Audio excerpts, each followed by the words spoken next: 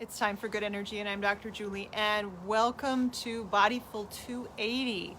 It is the winter solstice. It is also the 20th week that I've been coming at you live. So, yay on multiple points. One, it is the shortest day of light this year, and then we're going to start expanding. And yay, I've been coming to you for 20 weeks. 20 weeks. 20 weeks? 10 weeks would be 70. No, I've been coming at you for 40 weeks? Oh my goodness, is that right? 70 days would be 10 weeks. Yeah, I've been coming at you for 40 weeks. Oh my goodness. All right, so today is day one of the series on Candida and the senses. And we're talking about the sense of hearing, but as you know, I'm going to hijack the sense of hearing because there's only a little bit of how Candida affects the sense of hearing and how hearing can help with Candida. So we're going to talk about the underlying cause of Candida as I see it. And this is my viewpoint based on my clinical and personal experience. And with that idea, we're going to go forth in this series and talk about how we can use our senses to help with Candida. Before we start, let's start with the basics. Take a deep breath in and release. We're going to take a deep breath in. This deep breath in, expand in the belly, expand in the chest, expand in the sinuses, and tuck your tail. Deep breath in. And release. Now, we're talking about Candida. Do you know what Candida is? Candida is an overgrowth of yeast, and it can be anywhere on your body, your skin, your sinuses, your ears, your mouth, your gut, and it can affect a lot of things. It has a particular profile that it kind of takes on. And so if you've ever had this is the biggest one. If you've ever had a really nice, healthy, filling meal, and then 30 minutes later been back in the kitchen with the doors open going, what can I eat? You have experienced Candida. So I want you to think about that. 30 minutes after you've eaten a healthy meal, you're back in the kitchen looking for something else. You're holding the cupboard doors, looking for some sugar. Breathe into that. Take a deep breath in. And release. Now, in my office, I work on Candida energetically, and we work on it mostly in the digestive system, but I have people that come in and we work on it in the sinuses, so we'll use the sense of smell to talk about how Candida can get into the sinuses and what it can do there. But today we're going to talk about Candida in general. Candida is an overgrowth of fungus. Candida are fungi that exist in your gut, and when they overgrow, they take over, they have a particular gut profile, one of which is that you cannot stop craving sweets, like sugar is your main thing. Now, the reason why, obviously, Candida are fungi, and when you're blooming yeast, you don't just bloom it in water, you add sugar. And you have to add sugar because they grow and bloom that way. That's what nourishes them. So part of the reason why you open the cupboard doors 30 minutes after you got done with a meal is that you didn't really eat, if you ate a nice, healthy, filling meal, you didn't really eat a lot of sugar. And so now you're back there because the Candida are saying, woohoo, they're yanking on that gut-brain axis. They're saying, knock, knock, knock, hello, ding dong, ding dong. It is time to feed us. And they will encourage your gut-brain axis. They hijack it to have you eat more sugar so that they can flourish. So the question is, well, then why can't I just get rid of them? And you can. There are medications out there that you can use to get rid of them. But the thing is that they are a naturally occurring microbe in and on your body. They exist on us for a reason, but they just can't be taking up so much space. If they take up a lot of space, then you end up with a significant stressor.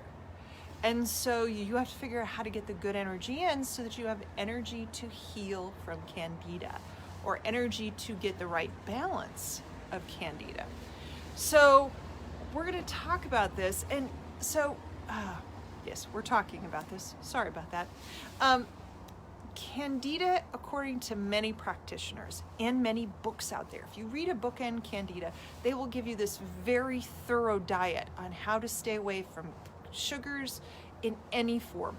Refined sugar, sugar in starches like potatoes and sweet potatoes and carrots. They'll give you a list of things that you cannot eat, and you're left with greens and protein. That is it. And the truth is, if you follow that diet, you will lose weight because all you're eating is greens and protein, but you will also reduce your sugar cravings, because what's happening is you are starving these guys. And the Candida, when they starve, start to back off. You'll have a little die off. You'll get a little kind of maybe fuzzy headed or grumpiness. And you'll think, hey, I'm fine. I've lost this weight. I don't crave sugar anymore. Now we're okay. I can go back to eating the way I am, the way I normally do. The problem is that in the world that considers Candida a problem, like the cause of many things, they seem to forget that Candida is naturally occurring, so them proliferating is actually a symptom of something else going on in your body. Having lots of Candida is not because you ate a lot of sugar. Now, it could be, but more often than not, it's not because you've eaten a lot of sugar. It's because there is something else out of balance in your body, and the Candida can hijack your gut-brain axis and can say, hey, we need some sugar. We got space in here. We're going to kind of go with this. And so a lot of the time, what happens when you get off a Candida diet, an anti-Candida diet, is that you are fine for 1 or 2 weeks, and then all of a sudden the sugar cravings come back up, and you're like, oh, I shouldn't have left the diet at all. But the problem was that that diet wasn't really giving you everything that you needed. That was a diet, a restriction. And you restricted yourself, but you never took care of the cause of the Candida. Now, there are a number of different causes that exist with Candida. We are in farm country, so I will see a lot of farmers when they come in during harvest or when they're brushing out the corn silo, that I will see a lot of them in my office, because corn, especially GMO corn, is notorious for having fungus on it. And so that fungal energy, that fungus from the corn and the dust from the corn, feeds fungus really easily. So one of the things I do know that causes fungus in my office is corn dust and a lot of dried corn. And so one of the things I work on with my farmers is we work on how can we, since we know that's something that's always going to happen, how can we mitigate the circumstances? We know the cause. We know what's going to drive up your Candida. It's not what you're eating. It's the fact that you're being exposed to this corn dust, and this corn dust feeds the Candida in your gut. So then we make changes, we give good energy in, and they are able to heal from that Candida. So what happens is that I don't look at Candida as a cause. I look at it as a symptom. And in order to figure out the symptom, I do my energy work. We do a lot of muscle work. I get a lot of indication about what their symptoms are. So Candida can cause reoccurring diarrhea and constipation. It can cause reoccurrent vomiting. It can cause reoccurrent peeling of the hands. It can cause reoccurrent sinus infections. And since we're going to touch on hearing, it can cause recurrent itchy ears, itchy inner ears, well, itchy outer ears, I should say. And so this recurrence, Candida has a tendency to reoccur.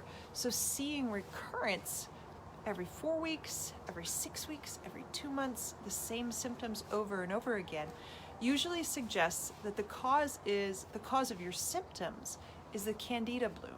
But the cause of the Candida bloom is something else. It's not the food you're eating. Candida manipulates your gut-brain axis and connects you into that sugar and feeds itself.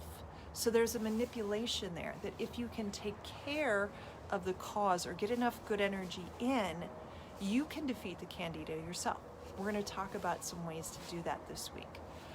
All right, so after that explanation, I really do love working on helping people recover from Candida, because I know personally that it's not an anti-sugar diet. I've done it 2-3 times and I never got any better. The symptoms always came back. So what I knew was that there was an underlying cause for me that wasn't sugar. And in fact, the last time I went to the practitioner that I was with and I said, hey, I think I might have Candida, the first thing that came out of my mouth was, my tastes have changed.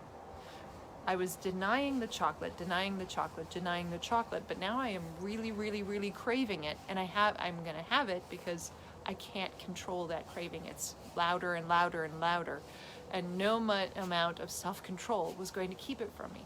Yet at the same time, I was told, well, because you're eating sugar, that's why you have Candida. And I knew that wasn't the answer. That's not the answer. The Candida was out of control before I started eating the sugar. That's what was causing my gut-brain axis imbalance. So this week we're going to talk about how to restore your gut-brain axis imbalance without having to go on a no sugar anti-Candida diet. Let's finish this off. Take a deep breath in and release. Have a great day.